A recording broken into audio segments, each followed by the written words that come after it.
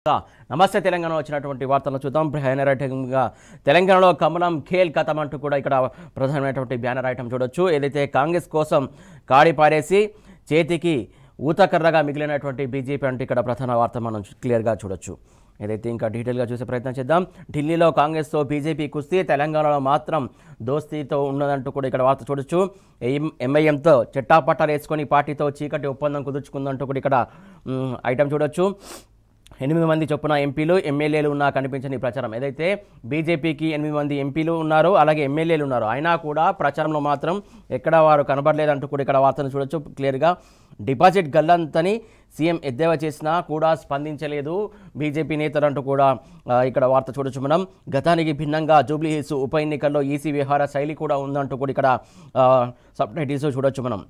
విచ్చలవిడిగా 100 కోట్ల నగదు పంపిణీ చేసిన కాంగ్రెస్ నేతలు నామమాత్రంగా 3.06 కోట్లు పట్టుకున్న యంత్రాంగం. ఏదైతే అతి తక్కువ అమౌంట్ దొరికినట్లు చూపిస్తున్నారు, ఇక్కడ దొరికినట్టు చూపించారు. ప్రధానంగా చాలా మట్టుకైతే ఎన్నికలంటే ఉప ఎన్నికలన్నా కూడా పెద్ద మొత్తంలో ఏదైతే నగదు చలామణి అవుతుంది, వివిధ కూడా గిఫ్ట్లు కూడా చలామణి అవుతాయి, అవి కూడా పట్టుకున్న దాఖలాలు లేవంటూ కూడా ఇక్కడ ఈ వార్తను బట్టి మనం అర్థం చేసుకోవచ్చు. జూబ్లీస్లో బోగస్ ఓట్లు, దొంగ ఓట్ల పైన ఉదాసీనత వ్యవహరించిరి అని చెప్పేసి కూడా ఇక్కడ వార్తను చూడొచ్చు. ఈసీ ప్రేక్షక పాత్రతో బట్టబయలైన కాంగ్రెస్ బీజేపీ మిలాఖత్ అంటూ కూడా క్లియర్గా ఇక్కడ చూడొచ్చు. బీజేపీ చరిత్రలోనే ఇదో విచిత్ర పరిస్థితి అంటున్న పరిశీలకులు. పార్టీ అస్తిత్వాన్ని పణంగా పెట్టి కాంగ్రెస్ గెలుపు కోసం తహతహలాడుతుంది బీజేపీ అంటూ కూడా ఇక్కడ ఈ వార్తను బట్టి అర్థం చేసుకోవచ్చు. మనం ఈ సమాధానం చెప్పేసింది. కాంగ్రెస్కు జీవగంజి పోసేందుకు కమలం బలవన్ మరణానికి సిద్ధమవుతూ ఉండటమే రాజకీయ వైచిత్రి అంటూ కూడా ఇక్కడ ఈ వార్తను బట్టి మనం అర్థం చేసుకోవచ్చు. బీజేపీ కేంద్రంలో అధికార పార్టీ, హైదరాబాద్ మహానగరంలో 3 ఎంపీలు సహా తెలంగాణలో దాదాపు సగం పార్లమెంటు స్థానాలను కైవసం చేసుకున్న పార్టీ. అట్లాంటి పార్టీ జూబ్లీ హిల్స్ ఉప ఎన్నికల్లో ఎందుకు కాడి పడేసి ప్రాతినిధ్యం వహిస్తున్నటువంటి పార్లమెంటు సెగ్మెంటు పరిధిలోని ఓ అసెంబ్లీ నియోజకవర్గంలో జరుగుతున్నటువంటి ఉప ఎన్నికతో మాకు సంబంధం లేదు అన్నట్టుగా బీజేపీ ఎందుకు వ్యవహరించింది అనేది చాలామందిని తోలుస్తున్న ప్రశ్నలు ఇవి. ఢిల్లీ సహా దేశవ్యాప్తంగా ప్రధాన ప్రత్యర్థి అయినటువంటి కాంగ్రెస్ మీద తెలంగాణలో ఎందుకు పోరాడకుండా వదిలేసింది, పైగా ఉనికిని వదిలేసుకొని మరీ ఊతకర్రగా ఎందుకు మారిందంటూ కూడా చాలామంది ప్రశ్నిస్తున్నటువంటి అంశం. ఆగర్భ శత్రువుగా అభివర్ణించే మజ్లిస్తో భుజం కలిపిన అధికార కాంగ్రెస్కు ఎదురు నిలవకుండా ఎందుకు తాను మరో భుజంగా మారిపోయిందంటూ కూడా ఇక్కడ ప్రశ్నల వర్షం కురుస్తున్నటువంటి అంశం. దీనికి సంబంధించి ఫోటో క్లియర్గా చూడొచ్చు. ఎంఐఎం పార్టీ అలాగే చేతు కలుపుకొని ఏదైతే ఎలా ఉన్నారనే కూడా ఏదైతే కార్టూన్ సంబంధించి క్లియర్గా మనం చూడొచ్చు. జూబ్లీ హిల్స్లో తేట తెల్లమైంది వీళ్ళ దోస్తానా, అటు బీజేపీ కావచ్చు, కాంగ్రెస్ కావచ్చు, ఎంఐఎం కావచ్చు, దీనికి సంబంధించి అని కూడా క్లియర్గా ఇక్కడ వార్తను బట్టి చూడొచ్చు మనం. తెలంగాణలో మునుపు హుజురాబాద్, దుబ్బాక, మునుగోడు ఇలా ఏ ఉప ఎన్నిక జరిగినా ఎన్నికల నిబంధనల ఉల్లంఘన జరుగుతున్నదంటూ కమలనాథులు 10ల సంఖ్యలో ఎన్నికల కమిషన్కు ఫిర్యాదు చేశారు. ఓటర్లను ప్రలోభపెట్టేందుకు కోట్లాది రూపాయలు పంపిణీ చేస్తున్నారంటూ నిత్యం తమ అనుకూల మీడియాలో గగ్గోలు పెట్టారు. ప్రచార సమయంలో రాష్ట్ర నేతలతో పాటు దేశంలోని ఇతర ప్రాంతాల నుంచి బీజేపీ నేతలు వచ్చి నానా హంగామా సృష్టించారు. కానీ ఏదైతే ఇప్పుడు జూబ్లీ హిల్స్ బైపోల్లో జరుగుతున్నటువంటి అక్రమాలు కావచ్చు, ఏదైతే నగదు పంపిణీ కావచ్చు, ఏదైతే ఇతరత్ర గిఫ్ట్ల పంపిణీ కావచ్చు, దానికి సంబంధించి ఇంత యథేచ్ఛగా కొనసాగుతున్నా కూడా బీజేపీ నిమ్మకుండా ఉన్నది, పట్టించుకోలేదు అసలు. ఏది ఒక్క ఫిర్యాదు కూడా ఈసీకి ఫిర్యాదు చేయలేదు బీజేపీ అంటూ కూడా ఈ వార్తను బట్టి అర్థం చేసుకోవచ్చు. వాళ్లకు జరిగినటువంటి లోపాయికారి ఒప్పందమే దీనికి ఉదాహరణ అంటూ కూడా ఈ వార్తను బట్టి అర్థం చేసుకోవచ్చు. ఇక మరో వార్తను చూస్తున్నాం ఇక్కడ. జూబ్లీస్ మళ్ళీ బీఆర్ఎస్దే అంటూ కూడా కొన్ని సర్వేలు చెప్తున్నటువంటి అంశం. దానికి సంబంధించి ఈ వార్తను డీటెయిల్గా చూసే ప్రయత్నం మనం చేద్దాం. ఉప ఎన్నికల్లో 49% ప్రజా మద్దతు కారుకే ఉందంటూ కూడా ఇక్కడ వార్తను చూస్తున్నాం. కాంగ్రెస్ కన్నా 8% అధిక ఓట్లతో గెలుపు ఖాయమంటూ ఈ సర్వే చెప్తున్నటువంటి అంశం. సునీతకు ఆదరణ దీనికి ప్రధాన కారణం అంటూ కూడా ఇక్కడ వార్తను బట్టి చూసుకోవచ్చు. అలాగే కేకే సర్వేస్ అండ్ స్ట్రాటజీస్ ఎగ్జిట్ పోల్లో కూడా ఇదే అంశాన్ని వెల్లడించారంటూ కూడా ఈ వార్తను బట్టి మనం అర్థం చేసుకోవచ్చు. కారుదే గెలుపని ప్రీపోల్లోనూ తేల్చి చెప్పినటువంటి కేకే సర్వే, ఏదైతే కేకే సర్వే ముందు నుంచి చెప్తుంది, దానికి సంబంధించి ఖచ్చితంగా ఇక్కడ బీఆర్ఎస్ ఖచ్చితంగా గెలుస్తుంది. జూబ్లీహిల్స్లో తనకంటూ ఓటు బ్యాంక్ ఉంది. అలాగే ఇంతకుముందు సిట్టింగ్ సీటు కాబట్టి మళ్ళీ కూడా అవకాశాలు ఉన్నాయి. ఏదైతే బీఆర్ఎస్ చేసినటువంటి అభివృద్ధి దీనికి ఓటర్లు బీఆర్ఎస్కు పట్టం కడతారని చెప్పేసి కేకే సర్వే చెప్పినటువంటి అంశం. ఇప్పటికే గులాబీ పార్టీ గెలుపు ఖాయమని తెలిసిన మిషన్ చాణక్య సంస్థ అలాగే క్యుమేగా సహా పలు సంస్థలు దాదాపు ఒక 4-5 సంస్థలు సర్వే నిర్వహించాయి. ఆ సర్వేలో ఆల్మోస్ట్ ఏదైతే బీఆర్ఎస్ ఖచ్చితంగా జూబ్లీహిల్స్లో తన సీటును దక్కించుకుంటుంది, ఖచ్చితంగా మెజార్టీతో గెలుస్తుంది, భారీ మెజార్టీతో అనేది సర్వేలు చెప్తున్నటువంటి అంశం. దానికి సంబంధించి ఇక్కడ క్లియర్గా చూడొచ్చు. గ్రాఫ్కి సంబంధించి కూడా గ్రాఫ్ కూడా వేశారు.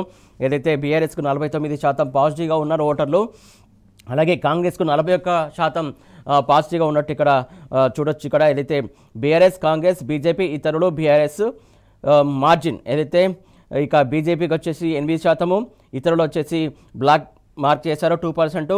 బీఆర్ఎస్ మార్జిన్ ఏదైతే బీఆర్ఎస్కి ఇక్కడ వచ్చే మార్జిన్ దాదాపు 8% ఉన్నట్టు కూడా క్లియర్ ఇక్కడ చూడొచ్చు. ప్రజాస్వామ్యాన్ని ఖూనీ చేస్తూ అధికార కాంగ్రెస్ బరితెగింపులకు పాల్పడిన బరితెగింపులకు తెగబడిన జూబ్లీహిల్స్ ఓటర్లు బీఆర్ఎస్ వైపే నిలిచినట్టు మరో సర్వే తేల్చింది. రేవంత్ రెడ్డి ప్రభుత్వ 2 ఏళ్ల అవినీతిమయ బుల్డోజర్ పాలనకు విసిగెత్తిపోయినటువంటి నియోజకవర్గ ప్రజలు ఖచ్చితంగా బీఆర్ఎస్ వైపే మొగ్గు చూపుతున్నారంటూ కూడా ఈ వార్తను బట్టి మనం చూడొచ్చు. జూబ్లీహిల్స్లో 48.49% పోలింగు. ఈసీ ప్రకటన గతం కన్నా పెరిగింది 1%. ఏదైతే గతంతో పోల్చుకుంటే ఇక్కడ 1% పెరిగినట్టు ఈసీ చెప్పినటువంటి సందర్భం. దానికి సంబంధించి క్లియర్గా మనం వార్త చూడొచ్చు. ఏదైతే పెరిగిన పోలింగు 1%. 2023 ఎన్నికల్లో 47.49%, తాజాగా 48.49% నమోదు ప్రకటించినటువంటి జిల్లా ఎన్నికల విభాగం. ఏదైతే వాస్తవానికి చెప్పాలంటే ఇంకా పర్సంటేజ్ పెరగాలి, పెంచడానికి ప్రయత్నాలు చేస్తున్నామని చెప్పేసి ఈసీ పదే చెప్పింది. ఆయా కాలనీవాసులు కూడా పోలింగ్ పెంచడానికి మేము కూడా చాలా ప్రయత్నం చేసినామని చెప్పారు. కాకపోతే పెరిగింది మాత్రం గత ఎన్నికలతో పోల్చుకుంటే ఈ ఎన్నికల్లో 1% పోలింగ్ శాతం పెరిగినటువంటి అంశం. దానికి సంబంధించి క్లియర్గా చూడొచ్చు. ఏదైతే జూబ్లీహిల్స్ ముఖ చిత్రం అంటూ కూడా ఇక్కడ నియోజకవర్గంలో మొత్తం ఓటర్ల సంఖ్య అలాగే పురుషులు, మహిళలు, ఇతరులు ఎంతమంది ఉన్నారో ఏంటి అనేది క్లియర్గా ఇక్కడ మనం చూడొచ్చు. మొత్తానికి గ్రాఫ్ ఉంది. ఈ గ్రాఫ్ను బట్టి మనం చూసుకోవచ్చు, తెలుసుకోవచ్చు. అయితే జూబ్లీహిల్స్ ముఖ చిత్రం నియోజకవర్గంలో మొత్తం ఓటర్లు 4 లక్షల పైచిలుకున్నారు. అలాగే పురుషులు 2 లక్షల పైచిలుకున్నారు, మహిళలు 1,92,000 ఉన్నారు, ఇతరులు 25. అలాగే పోలింగ్ మొత్తం 48.49% మొత్తం పోలింగ్ నమోదైనట్టు జిల్లా ఎన్నికల విభాగం ప్రకటించింది. ఓటు సద్వినియోగం చేసుకున్నవారు మొత్తానికి ఓటు హక్కు వినియోగించుకున్నవారు 1,94,000. ఇందులో పురుషులు వచ్చేసి 99,771 మంది, మహిళలు 94,855 మంది. అంటే పురుషులే ఇక్కడ ఎక్కువ మంది ఓటు హక్కు వినియోగించుకున్నారు ఈ నియోజకవర్గంలో అని చెప్పుకోవచ్చు. మిగతా వార్త చూద్దాం. ఇక్కడ మరో ప్రధానమైన వార్తను చూడొచ్చు. బీసీలకు కోటా 25% అంటూ కూడా ఏదైతే ఇక్కడ వార్తను చూడొచ్చు. పాత పద్ధతిలోనే స్థానిక ఎన్నికలకు వెళ్లే యోచనలో సర్కారు ఉందంటూ కూడా ఇక్కడ వార్తను బట్టి చెప్తున్నటువంటి అంశం. 42% బీసీ రిజర్వేషన్కు సర్కారు తూట్టు పొడిచిందని చెప్తున్నటువంటి అంశం.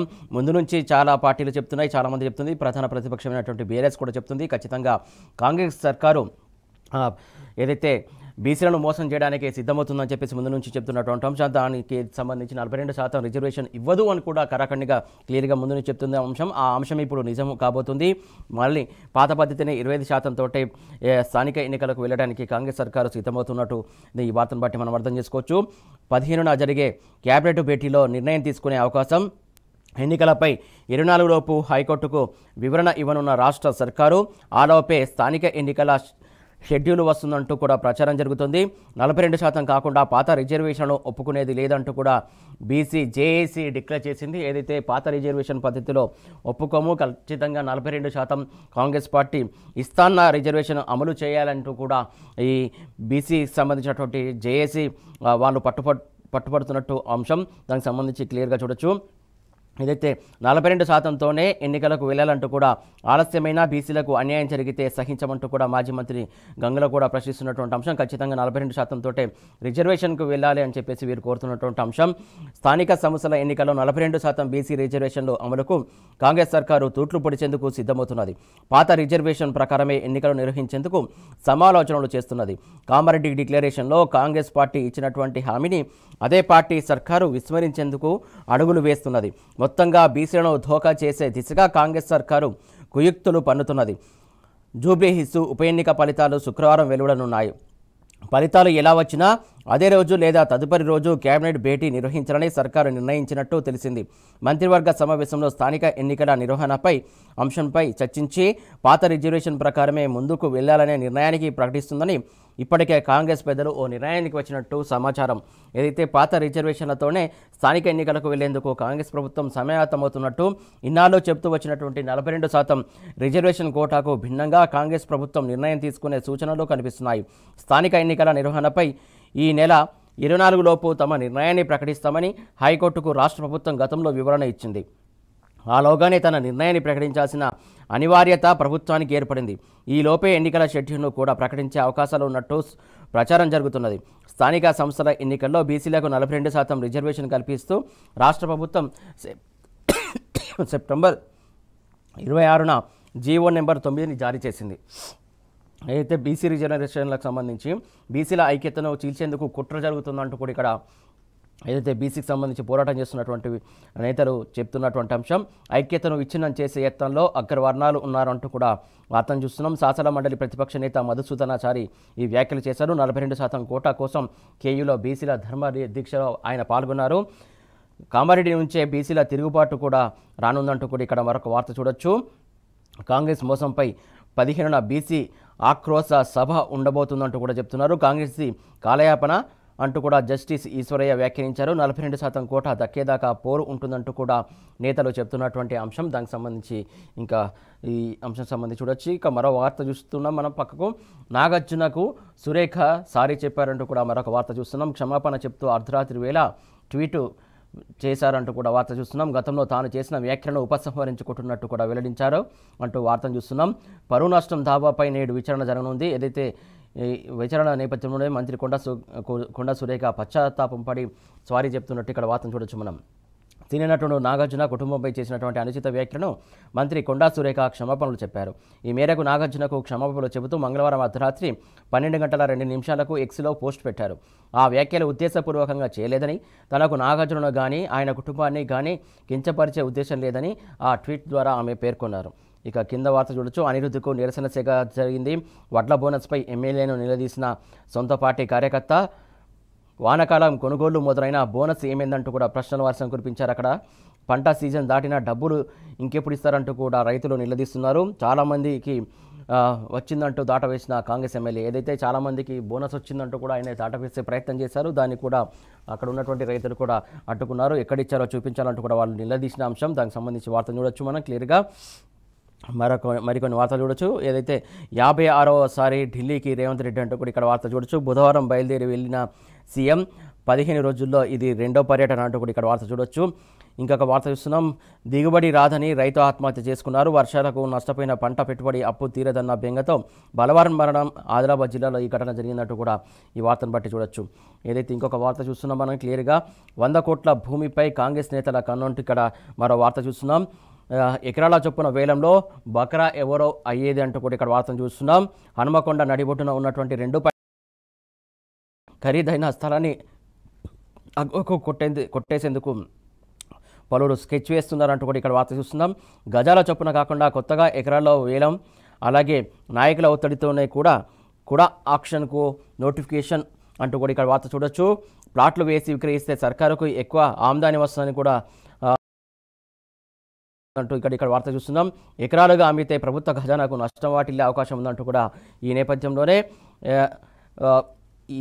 వీళ్ళకు అనుకూలంగా మలుచుకొని ఈ వేలం జరుగుతుందంటూ కూడా ఇక్కడ వార్తను బట్టి అర్థం చేసుకోవచ్చు మనం. రాష్ట్ర ప్రభుత్వ భూముల అమ్మకం వ్యవహారం ఇప్పుడు జిల్లాలకు పాకింది.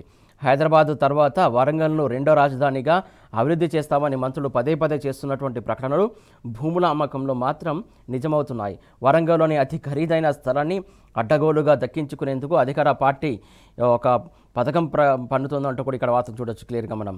ఏదైతే మోడీ సర్కారు నిర్వాహకం నిరుద్యోగుల పల్లెబాట అంటూ కూడా మరొక వార్త చూడొచ్చు కింద.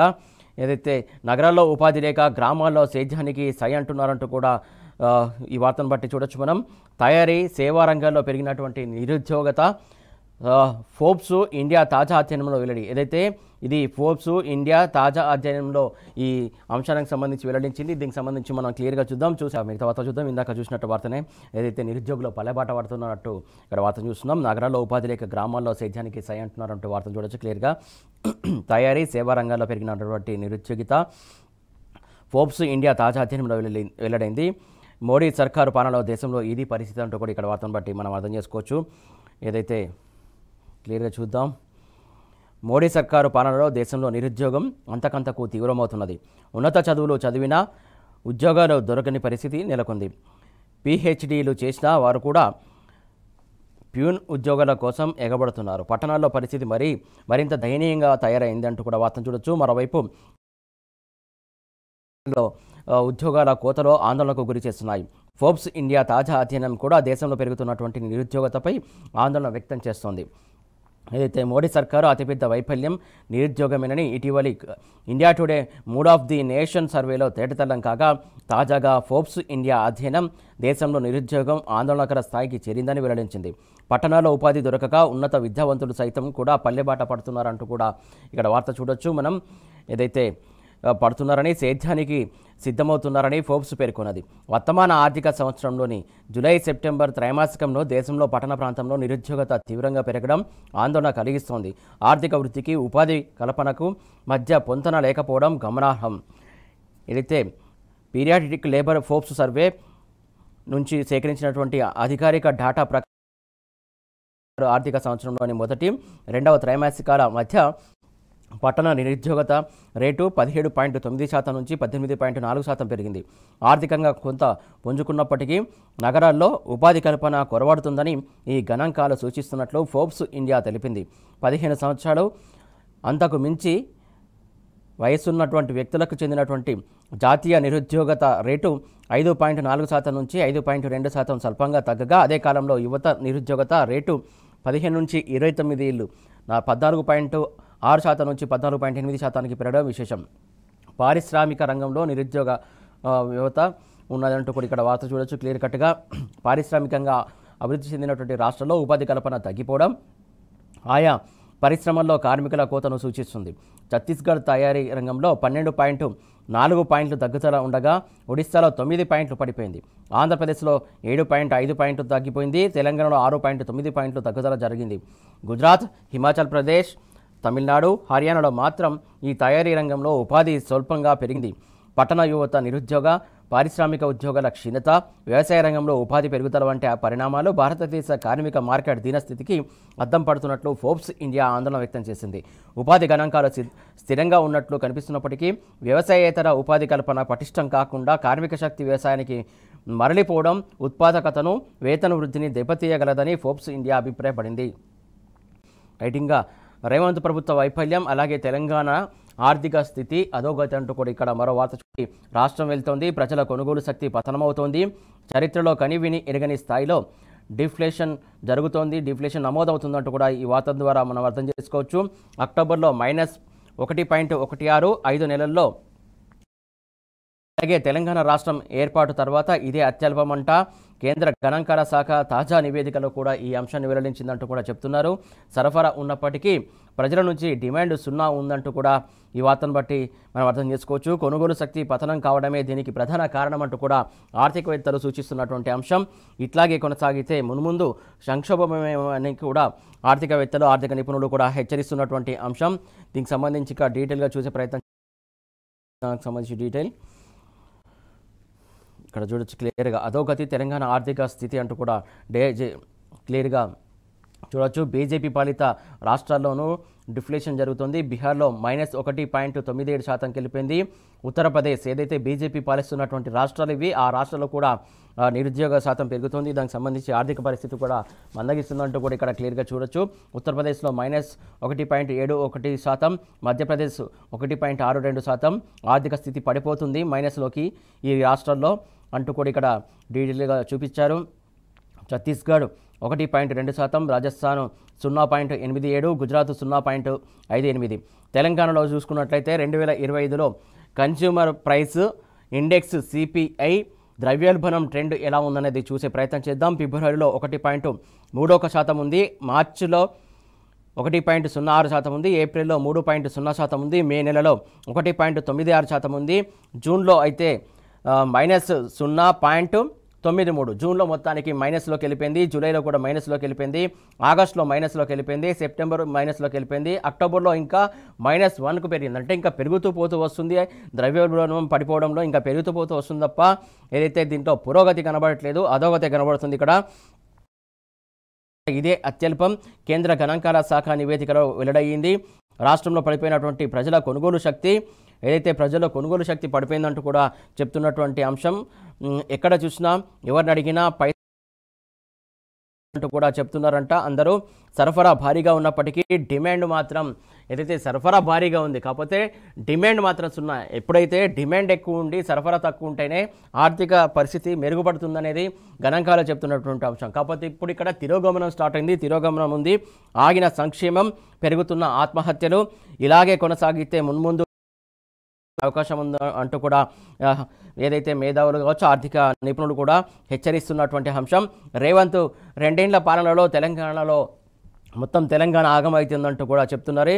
ఏదైతే అక్టోబర్లో చూసుకున్నట్లయితే -1.6గా నమోదైంది, జూన్ సెప్టెంబర్లోనూ ఇదే పరిస్థితి ఉందంటూ కూడా చెప్తున్నారు. 10 ఏళ్ల కేసీఆర్ పాలనలో ఎన్నడూ చూడని ఆర్థిక పతనం ఇప్పుడు కనిపిస్తున్నది. కాంగ్రెస్ పాలనలో తెలంగాణ ఆర్థిక పరిస్థితి ఇంతకింతకు దిగజారిపోతున్నది. సీఎం రేవంత్ రెడ్డి అనుభవ రాహిత్యంతో తెలంగాణ రాష్ట్ర ఆర్థిక పరిస్థితి డేంజర్ జోన్లోకి వెళ్ళిపోయింది. ప్రజల కొనుగోలు శక్తి దారుణంగా పడిపోయి రాష్ట్రంలో ద్రవ్య చలామణి పూర్తిగా స్తంభించిపోయింది. దీన్ని ధృవపరుస్తూ అక్టోబర్లో రాష్ట్ర ఆర్థిక పరిస్థితి మరోసారి డిప్లేషన్లోకి వెళ్ళిపోతుందంటూ కూడా కేంద్ర గణాంకాలు కార్యక్రమాల అమలు మంత్రిత్వ శాఖ తాజా నివేదికలో ఈ అంశాలను వెల్లడించిందంటూ కూడా చెప్తుంది. గడిచిన 5 నెలల వ్యవధిలో ఏకంగా 4 సార్లు రాష్ట్రం డిఫ్లేషన్లోకి జారుకోవడం రాష్ట్ర ఆర్థిక వ్యవస్థకు ఎంతమాత్రం మంచిది కాదని ఆర్థిక నిపుణులు ఆందోళన వ్యక్తం చేస్తున్నారు. దీనికి సంబంధించి క్లియర్ కట్గా చూడొచ్చు. ఏదైతే తెలంగాణలో డిప్లేషన్కు నిపుణులు చెప్తున్నటువంటి కారణాలు, ఏదైతే ఇలాంటి పరిస్థితి రావడానికి అనేక కారణాలు ఉన్నాయంటూ కూడా చెప్తున్నారు. ఇందులో 11 కారణాలు చూపిస్తుంది ఆర్థిక నిపుణులు చెప్తున్నటువంటి అంశం. ఏదైతే హైడ్రా చర్యలు, బుల్డోజర్ పాలన, కబ్జాలు, కాంగ్రెస్ నేతల బెదిరింపులతో రాష్ట్రంలో పడిపోయిన రియల్ ఎస్టేట్ మార్కెట్ అంటూ కూడా చెప్తున్నారు ఆర్థిక నిపుణులు. ప్రభుత్వం తీసుకుంటున్నటువంటి పాలసీలపై ప్రజలు, పెట్టుబడిదారుల నమ్మకం సన్నగిలింది, నమ్మకం కోల్పోయిందంటూ కూడా చెప్తున్నారు. పెట్టుబడుల్లో స్తబ్దత, వ్యాపారాలు, కంపెనీల మూత, ఉపాధి అవకాశాలు తగ్గడం, ఇలా అంశాలు చాలా అంశాలు చెప్తున్నారు. కొత్త ప్రాజెక్టులు లేకపోవడం, కంపెనీలు మూతపడడం, ఏదైతే ఆర్థిక భరోసాకు సంబంధించి కూడా భరోసా ఇవ్వకపోవడం, మొత్తం ప్రజల్లో కొనుగోలు శక్తి, ప్రధానంగా ప్రజల్లో కొనుగోలు శక్తి మొత్తానికి క్షీణించింది. ప్రజల్లో కొనుగోలు శక్తి ఉంటేనే ఆర్థిక పరిస్థితి మెరుగుపడుతుందని చెప్పేసి నిపుణులు చెప్తున్నటువంటి అంశం.